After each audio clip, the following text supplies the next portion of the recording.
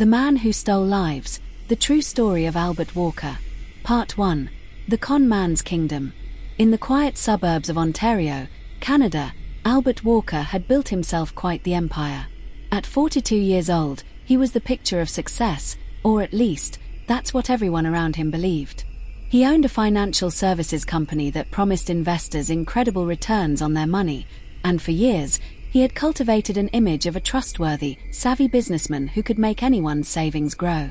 But behind the polished exterior and confident handshakes, Albert was nothing more than a con man running one of the oldest tricks in the book, a Ponzi scheme. The way it worked was simple enough. New investors would hand over their money, believing it was being invested in legitimate opportunities.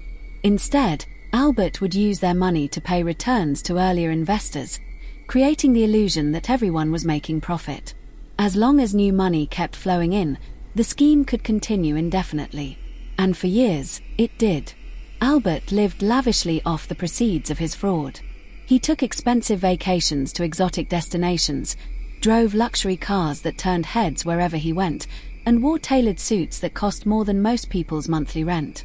He dined at the finest restaurants, attended exclusive events, and surrounded himself with all the trappings of wealth. To the outside world, Albert Walker was living the dream. His investors trusted him completely. Many of them were ordinary people, retirees who had handed over their life savings, young couples trying to build a nest egg, small business owners looking to grow their money. They believed in Albert because he was charming, persuasive, and always seemed to deliver on his promises. They had no idea that their financial futures were built on nothing but lies. But every con has an expiration date, and Albert's was approaching faster than he realized. Part 2. The Crash. The year was 1987, and something was happening that would change everything. On October 19th, a day that would become known as Black Monday, the stock market crashed spectacularly. Markets around the world plummeted, wiping out billions of dollars in wealth in a matter of hours. Panic spread through the financial world like wildfire. For Albert, the crash was a catastrophe of epic proportions. Suddenly, his phone was ringing off the hook. Investors who had trusted him with their money were now terrified, watching their supposed portfolios crumble along with the rest of the market. They wanted out. They wanted their money back. They wanted it now. The problem was that their money didn't exist, at least, not in the way they thought it did. A Ponzi scheme can only survive as long as the operator can pay out what investors demand. When too many people want their money at once, the whole house of cards comes tumbling down. And that's exactly what was happening to Albert. He scrambled to find solutions, but there were none. He didn't have the money to pay everyone back because there was no real investment. There never had been.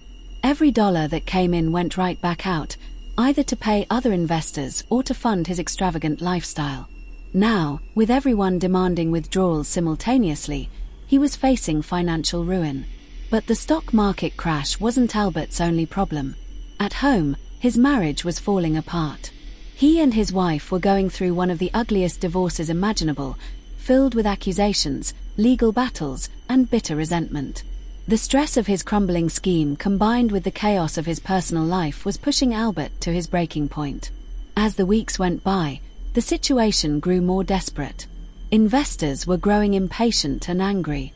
Some were threatening legal action. Others were making noise about going to the authorities. Albert could feel the walls closing in around him.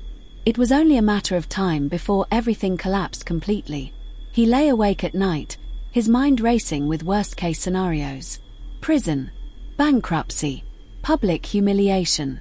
Everything he had built, or pretended to build, was about to come crashing down.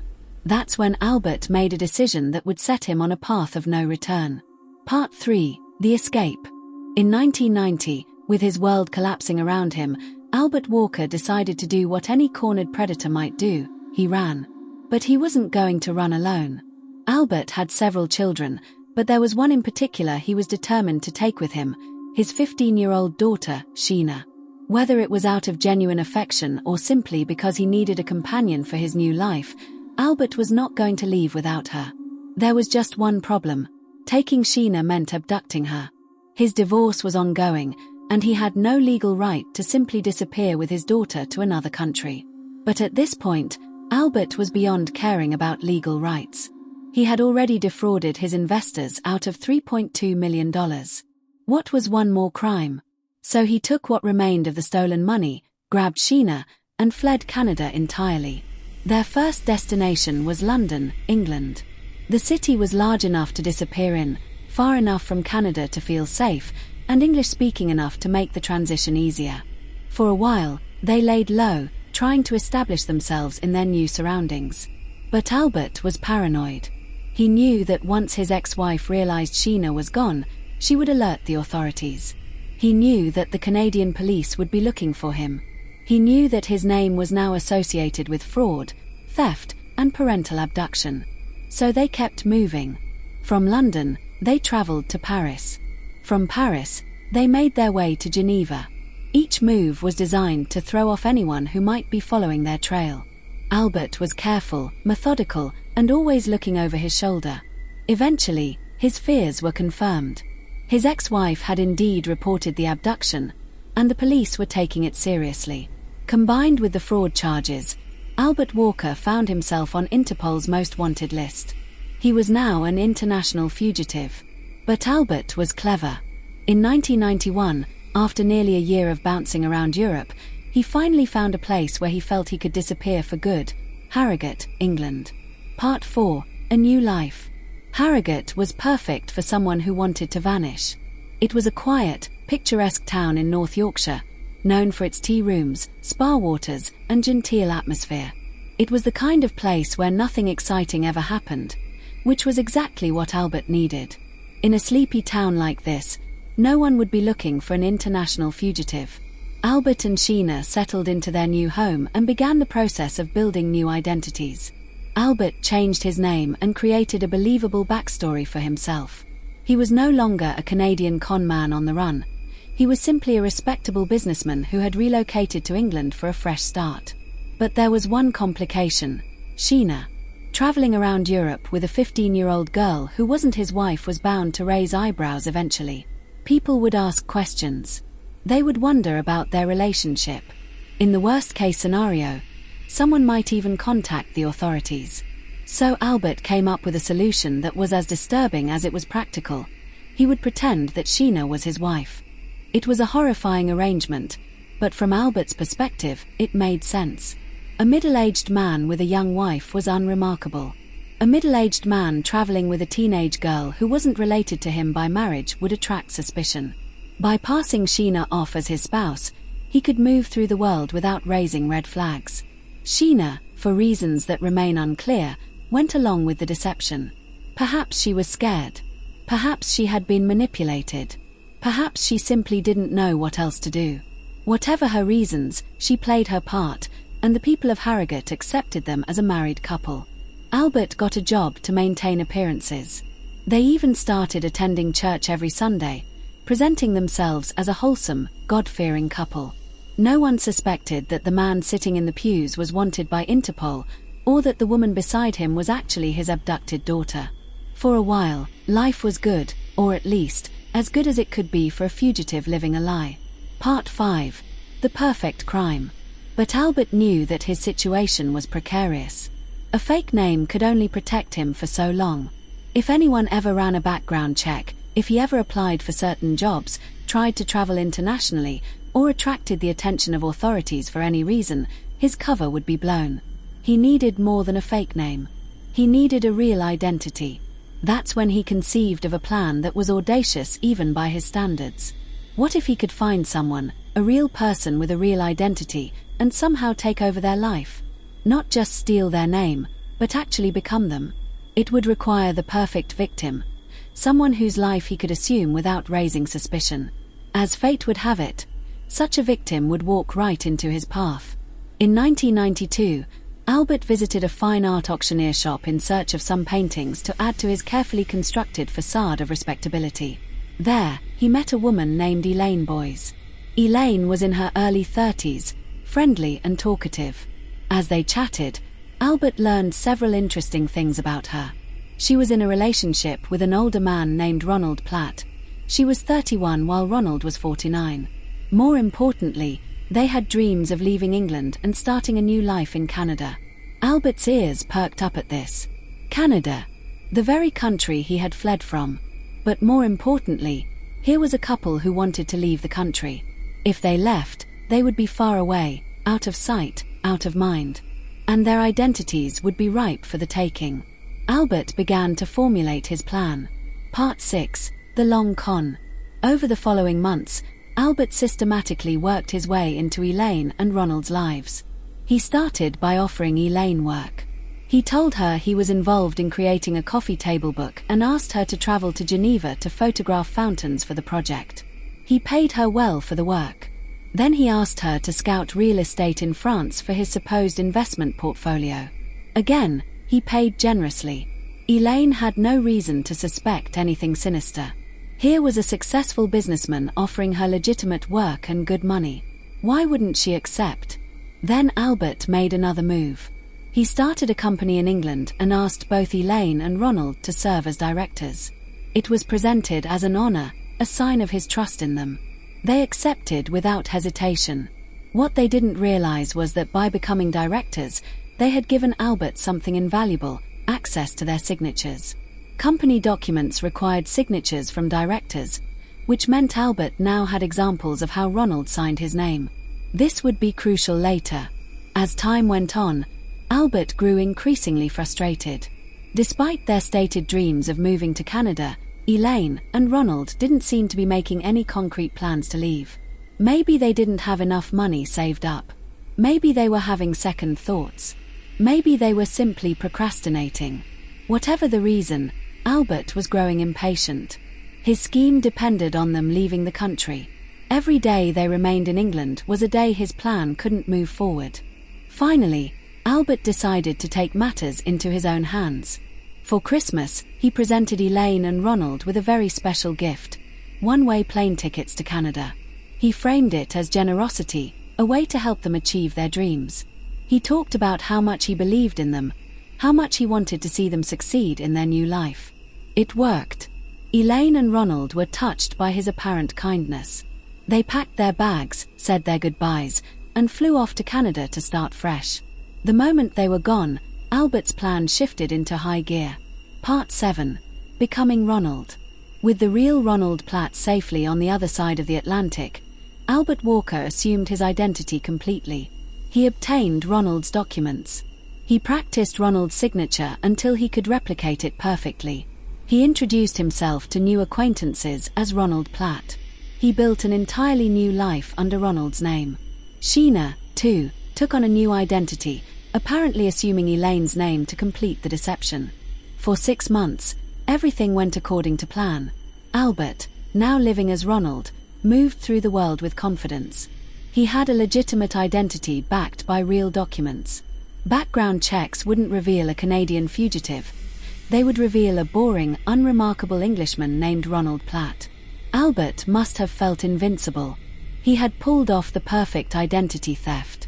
He had escaped Canada, evaded Interpol, and created an unassailable new life for himself.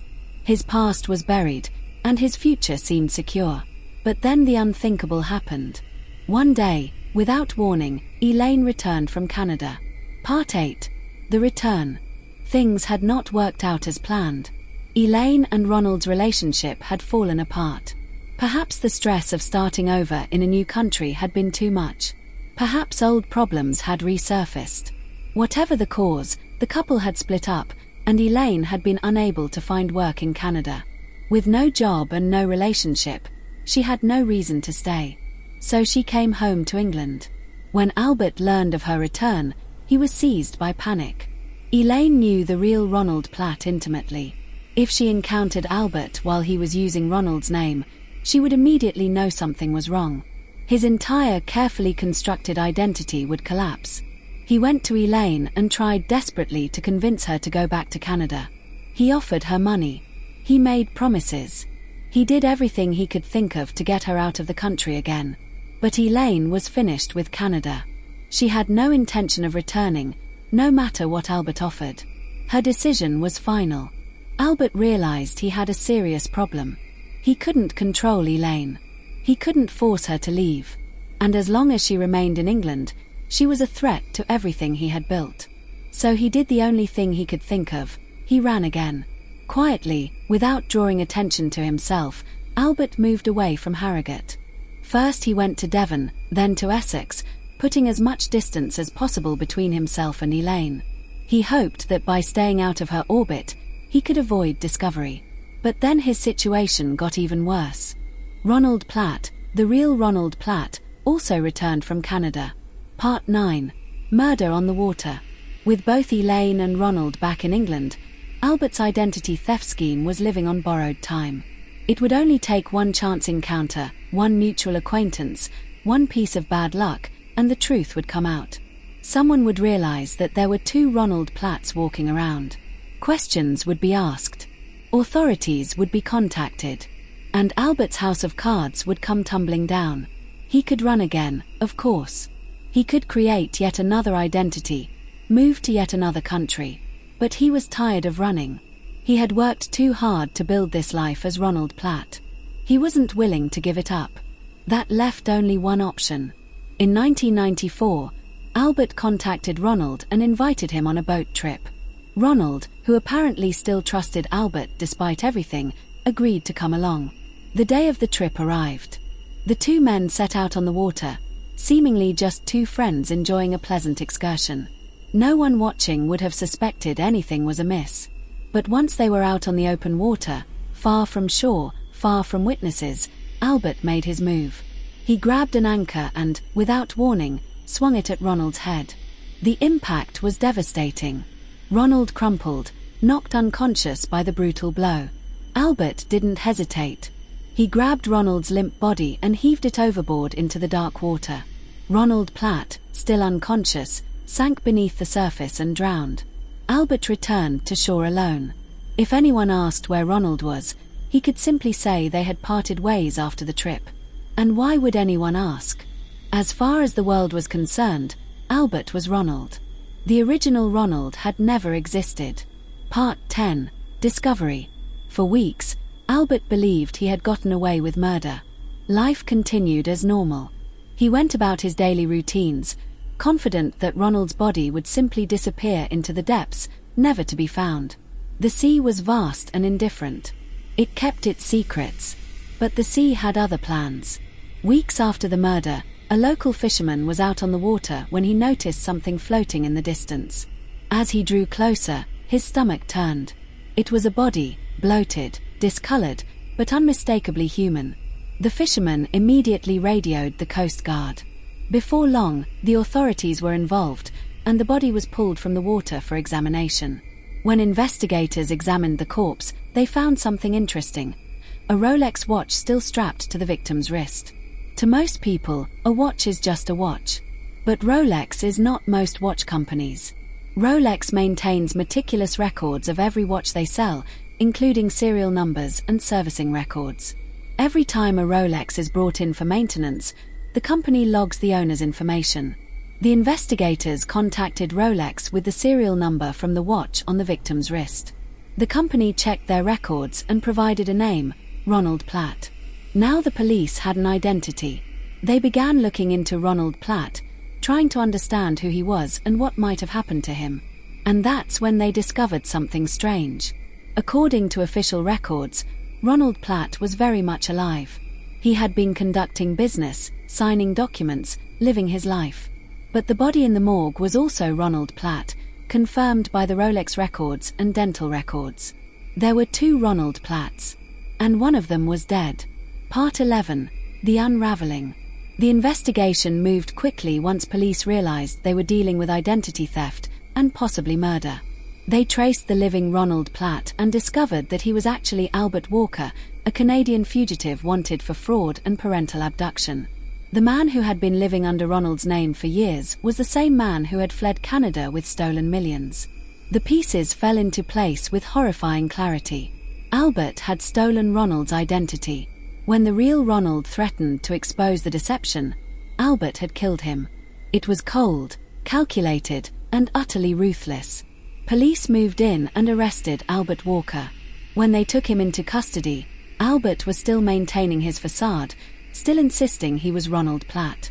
But the evidence was overwhelming. The Rolex, the records, The witnesses who knew both the real Ronald and the imposter. Albert's decades-long run was finally over. Part 12. Justice. The trial was a sensation. The public was captivated by the story of the Canadian conman who had fled his home country, pretended his daughter was his wife, stolen a dead man's identity, and committed murder to protect his secrets. It was the kind of story that seemed too outrageous to be true. But it was all true. The prosecution laid out the evidence methodically. The Ponzi scheme. The flight from Canada. The elaborate identity theft. The murder of Ronald Platt. Each piece of evidence built on the last, painting a picture of a man who would do anything, lie, cheat, steal, kill, to protect himself. Albert's defense tried to create doubt, but there was little they could do against the weight of the evidence. The Rolex alone was damning enough, but combined with everything else, Albert's guilt was beyond question. The jury deliberated and returned with their verdict. Guilty. The judge, looking at the man who had caused so much destruction to so many lives, handed down the sentence: life in prison. Albert Walker, the con man who had thought he was clever enough to outrun his past, would spend the rest of his days behind bars. Epilogue. The aftermath. The case of Albert Walker remains one of the most bizarre criminal stories in recent history. His victims in Canada, the investors he had defrauded, never recovered their money. Many of them had lost their life savings to his Ponzi scheme, and even after his arrest, there was little left to return to them. Sheena, his daughter who had been forced to pose as his wife for years, eventually returned to Canada. The psychological damage of her experience is difficult to imagine. Abducted by her own father, forced to participate in his lies, trapped in a web of deception for years. Her recovery would be long and difficult. The family of Ronald Platt was left to grieve a man who had been murdered simply because he was inconvenient to a con man's plans. Ronald had done nothing wrong. He had simply been in the wrong place at the wrong time, known by the wrong person. As for Albert, he remained in prison, his dreams of wealth and freedom reduced to the four walls of a cell. The man who had once lived lavishly on stolen money, who had traveled across Europe fleeing justice, who had believed himself smarter than everyone around him, was finally forced to face the consequences of his actions. The Rolex watch that had led to his downfall became a symbol of poetic justice. Albert had always been obsessed with the trappings of wealth and success. In the end, it was exactly that kind of luxury item that betrayed him. Some criminals are brought down by informants, others by forensic evidence. Albert Walker was brought down by a watch.